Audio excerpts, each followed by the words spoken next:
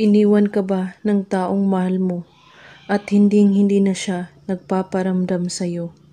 Kahit text lang man o tawag at binaliwala ka lang ba niya?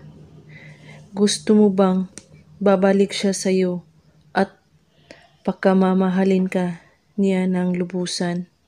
Gawin mo ang spell na ito at iiyak siya at babalik sa tabi mo sa loob lamang ng 3 araw. Mga kailangan mo sa ritual na ito: tubig ng niyog, asin, at suka.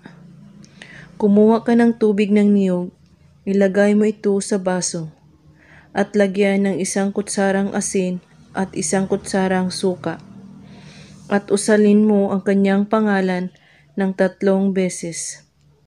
At haluin mo itong mabuti.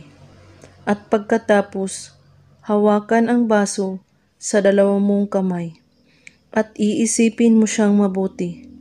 At humiling ka dito sa baso na babalik sa iyo ang taong nang iwan mo.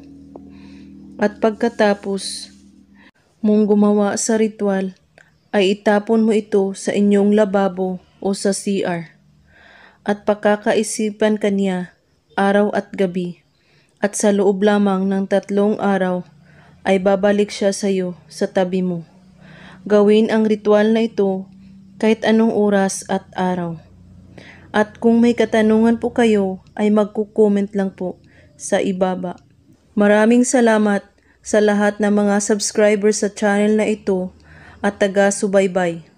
Mag-ingat po kayong lahat. God bless us all.